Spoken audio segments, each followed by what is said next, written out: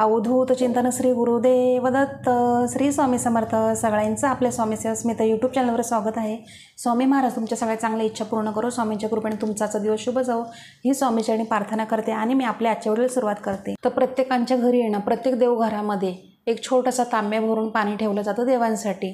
तर ते पाणी का ठेवलं जातं, तर ते पाणी देवघरामध्ये ठेवणं गरजेचं आहे का, आणि ते पाण्यामुळे आपल्या कुटुंबावर आपल्यावर काय असा चमत्कार होतो किंवा त्याचा परिणाम आपल्या आयुष्यावर चांगला किंवा वाईट होतो का, तर आज मी तुम्हाला याची संपूर्ण माहिती देणार आहे.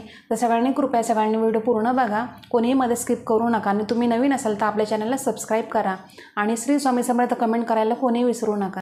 तर बघा, जसं आपण मनुष्य आहोत तर आपल्याला पाण्याशिवाय आपण जगू शकत नाही. आपल्याला पाण्याची गरज आहे. आपल्याला जशी तहान लागते आपण पाणी पितो, तर तसंच आहे ना, जे हे देवता आहेत ना, तर त्यांची सुद्धा तहान भागवण्यासाठी आपण त्यांना पाणी ठेवत असतो. तुम्हाला काय करायचं आहे, तुम्हाला एक छोटासा कलश असतो बघा, कलश तांब्या, तो तुम्ही देवघरामध्ये त्यांना देवतांना पाणी पिण्यासाठी भरून ठेवायचा आहे. तुमच्याकडे एक छोटासा कलश किंवा तांबे असं काही नसेल ना, तर तुम्ही काय करायचं, तर तुम्ही एक तुमच्या घरामध्ये छोटासा पेला असेल तर तो घ्यायचा आणि तो भरून ठेवायचा तुम्ही, आणि त्याच्यावर एक प्लेट वगैरे ठेवून द्यायची. असं केलं तरी चालेल तुम्ही. मग ज्यावेळेस तुम्ही कलश घेणार आहे, तांबे छोटासा घेणार आहे, मग त्यावेळेस तुम्ही ठेवू शकता. असं केलं तरी चालेल. तर तुम्हाला मी सांगते बघा, दररोज आपल्याला ते पाणी बदलायचं असतं. जसं आपण देवांना दररोज नैवेद्य ठेवतो तसंच आहे ना, तुम्ही त्यांना पाणीसुद्धा ठेवायचं असतं. छोटासा कलश तांबे का होईना तुम्ही भरून ठेवायचा आहे. तो घरामध्ये कधीतरी कलश भरून ठेवायचा पाण्याचा, नाहीतर नाही ठेवायचं. तर असं नाही करायचं. बघा, तुम्हाला सांगते मी, जशी आपल्याला तहान लागते मनुष्याला, तशी देवांना सुद्धा तहान लागत असते. आणि ज्या घरामध्ये कलश तुम्ही भरून ठेवता ना, तर त्या घरामध्ये तुमच्या बघा सुख समृद्धी नांदत असते. याचं कारण तुम्हाला मी पुढे सांगते. आपण पाणी ठेवल्यावर काय होत असतं, तर तुम्हाला आता सांगते मी. बघा, त्या पाण्याचं आपल्याला काय करायचं, कलशामधलं पाणी आपण प्यायचं का नाही प्यायचं ते तुम्हाला मी सांगते. आता बघा, आपल्याला काय करायचं बघा, ते कलश आपण भरून ठेवत असतो देवघरामध्ये. तर दुसऱ्या दिवशी आपण सकाळी ज्यावेळेस देवपूजा करतो त्यावेळेस आपल्याला ते पाणी चेंज करायचं असतं. मग ते पाणी काय करायचं आपण आधीचं, तर आपण ते पाणी काय करायचं, देवांचा आशीर्वाद म्हणून आपण ते घरामध्ये सगळ्या शिंपडायचं आहे पूर्ण, आणि थोडंसं राहिलेलं आपण स्वतः ग्रहण करायचं देवाचा प्रसाद म्हणून. आणि नाहीतर तुम्ही काय करायचं, तुमच्या घरात जर नॉनव्हेज जर कोणी खात नसेल, आणि दुसरी गोष्ट, तुमच्या घरामध्ये जर कोणी नॉनव्हेज खात नसेल तर तुम्ही काय करायचं, ते पाणी थोडंसं तुमच्या पिण्याच्या हांड्यामध्ये सुद्धा तुम्ही टाकू शकता. असं केलं तरी चालणार आहे. हे जे कलशामधलं पाणी आपण ठेवणार आहे देवांना, तर ते तुम्ही फक्त बाथरूम टॉयलेट वगैरे सोडून तिथं टाकायचं नाही. बाकी तुम्ही तुमच्या सगळ्या रूममध्ये तुम्ही शिंपडू शकता. मी सांगितलं आता की जे हे पाणी आहे तर ते तुम्हाला घरात शिंपडायचं आहे, स्वतः प्यायचं आहे, किंवा आपल्या पाण्याच्या हांड्यामध्ये तुम्हाला टाकायचं आहे पाणी. आणि त्याच्यानंतर तुम्हाला काय करायचं, तुम्ही चेंज करायचं, दुसरं पाणी ठेवायचं आहे परत. आणि तुम्हाला मी सांगितलं की शक्यतो तुम्ही पिण्याचंच पाणी ठेवा, कारण आपण ते पाणी ग्रहण करणार आहे देवाचा प्रसाद म्हणून. त्यामुळे बघा, पाणी स्वच्छच ठेवा, तुम्हाला मी सांगते. तर कधीतरी ठेवायचं, कधी नाही ठेवायचं, तर असं नका करू प्लीज. कशी पण घरं आहेत की जिथे आहे ना बघा, देवघरामध्ये पाणी ठेवलं जात नाही, देवांसाठी कलश भरून पाणी ठेवत नाही, तर त्यांनासुद्धा काहीतरी आयुष्यामध्ये आहे ना, काहीतरी त्यांना परिणाम त्यांना दिसून येतात. असं असतं. पण काही गोष्टी त्यांना कळत नसतात. तर तुम्हाला सांगते, तुम्ही सुद्धा जर पाणी ठेवत नसाल इथून मागे, तर आता जेव्हा माझा तुम्ही व्हिडिओ बघणार आहे तेव्हापासून तुम्ही सुरुवात करा. बघा, तुम्हाला एक छान असा अनुभवसुद्धा येईल. सर्व देवांची देवी शक्ती त्या पाण्यामध्ये उतरत असते, हे कारण आहे. म्हणून तुम्हाला सांगते, तुम्ही करून बघा. सर्वात महत्त्वाचं बघा, आपण ज्यावेळेस ते पाणी ठेवतो ना देवघरामध्ये कलश भरून, त्यावेळेस काय होत असतं माहिती आहे, कसं चमत्कारिक बदल होतो माहिती आहे का तुम्हाला. इच्छापूर्तीसाठी सुद्धा आहे ना हा उपाय आहे ना खूप म्हणजे प्रभावी आहे. तुम्हाला सांगते मी, तुम्ही करून बघा, मग तुम्हाला समजेल. आता मी सांगते, तुम्हाला विश्वास नाही वाटणार, कारण कसं मी सुद्धा देवघरामध्ये दररोज पाणी ठेवत असते. तुम्ही काय करायचं, आपण ज्यावेळेस देवपूजा करतो सकाळची, आपण पाणी चेंज करणार आता दुसऱ्या दिवशी, तर आपण कसं करायचं, एखादी तुमची इच्छा असेल, तुम्हाला जे बोलायचे तुम्ही ते बोलायचं. ते पाणी घ्यायचं, तुम्ही त्या पाण्यामध्ये असं बघायचं, आणि त्या पाण्यामध्ये बघून तुम्ही काय करायचं, तुमची इच्छा बोलायची आणि ते पाणी देवांना ठेवायचं. असं करायचं. जोपर्यंत तुमची इच्छा पूर्ण होत नाही ना, तोपर्यंत तुम्ही असं करा.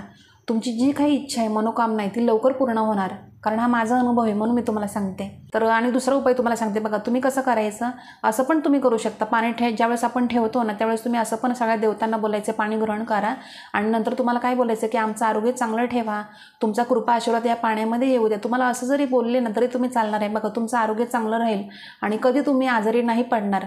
कारण का, तर तुम्हाला मी आता सांगितलं की सर्व देवांची देवी शक्ती असते, तर त्या पाण्यामध्ये येत असते, सगळी उतरत असते ती शक्ती त्यांची. म्हणून आपल्याला कसं आपलंसुद्धा आरोग्य चांगलं राहतं ते पाणी पिल्याने. तुमच्याकडे जर कलश नसेल ना तर तुम्ही काय करायचं, जेव्हा तुम्ही आणाल तेव्हा आणाल. आता सध्या तुम्ही काय करा माहिती आहे का, तुम्ही फक्त छोटासा पेला असेल वगैरे नाही का, वाटी वगैरे, त्याच्यामध्ये पाणी ठेवा आणि वरती प्लेट ठेवून द्या तरी चालेल. फक्त पाणी झाकून ठेवायचं, तुम्ही उघडं ठेवायचं नाही, कारण आपल्याला ते पाणी ग्रहण करायचं आहे.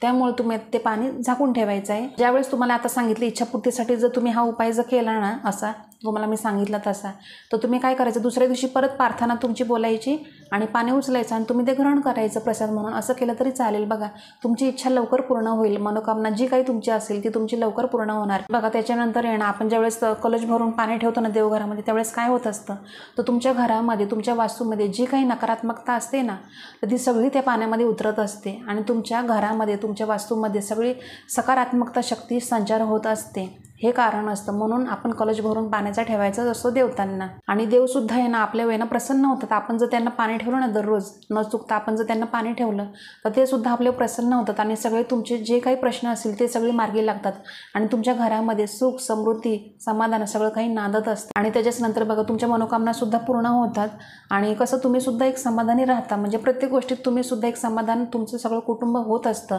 आणि आता सर्वात महत्त्वाचं तुम्हाला सांगते, आपल्या कुटुंबावर काही म्हणजे आपल्या घरावर नजर लागलेली असते, इडापिडा नजर, परत करणी बाधा नाही का, परत तसंच वाईट गोष्टी म्हणजे जो काही याचा प्रभाव असतो ना तो कुठेतरी आहे ना कमी होत असतो. तर असंच आहे ना वाईट गोष्टींचा हा प्रभाव असतो ना, तर तो आहे ना बघा आपल्या घरातल्या लहान मुलांवर होत असतो, परत मोठ्या माणसांवर होत असतो, सगळ्या घरावर होत असतो, सगळ्या कुटुंबावर होत असतो.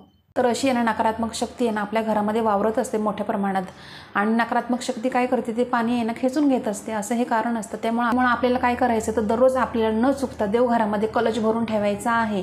दररोज तुम्ही स्वच्छ पाणी देवांना ठेवायचं आहे, त्यांना पिण्यासाठी. असं करत जावा तुम्ही.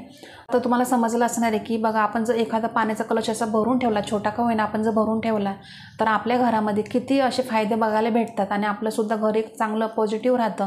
आणि जर तुम्हाला सुद्धा असं वाटत असेल की आमच्या कुटुंबावर देवी देवतांचा आशीर्वाद पाहिजे, की माझ्या कुटुंबामधले सगळे निरोगी राहायला पाहिजे, सगळं पॉझिटिव्ह वातावरण पाहिजे माझ्या घरामध्ये, सगळे समाधानी राहिले पाहिजे, तर तुम्हाला सांगते मी हा उपाय करायला विसरू नका. बघा अवश्य करा. तर तुम्हाला समजलं असणार आहे. तर अशा पद्धतीने तुम्ही दररोज न चुकता देवघरामध्ये कलश भरून ठेवत जा पाण्याचा, देवांसाठी पिण्यासाठी, त्यांची तहान भागवण्यासाठी त्यांना तुम्ही पाणी ठेवत जावा.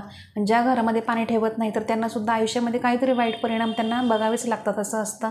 त्यामुळे तुम्हाला सांगते, तुम्ही जेव्हा माझा व्हिडिओ बघाल तेव्हापासून तुम्ही सुरुवात करा. तर आजचा व्हिडिओ इतकाच होता. अतिशय छोटीशी माहिती होती पण महत्त्वाची माहिती होती. आणि जर तुमचे काही प्रश्न असेल तर कमेंट बॉक्समध्ये कमेंट नक्की करा आणि श्री स्वामी समर्थ कमेंट करायला कोणीही विसरू नका. आणि बघा तुम्हाला सांगते मी, तुम्ही जर मला व्हिडिओला माझ्या लाईक केलं, कमेंट जर केल्या, तरच मला सुद्धा एक उत्साह येतो व्हिडिओ जास्त तुमच्यापर्यंत शेअर करायची.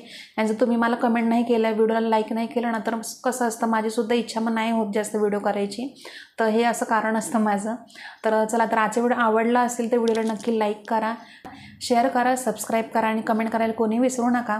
तर आपण दररोज अशा नवीन व्हिडिओमध्ये भेटत जाऊ. तर आजचा व्हिडिओ मी आपले स्वामी समर्थ महाराजांनी रुजू करते आणि इथंच थांबवते. धन्यवाद. श्री स्वामी समर्थ.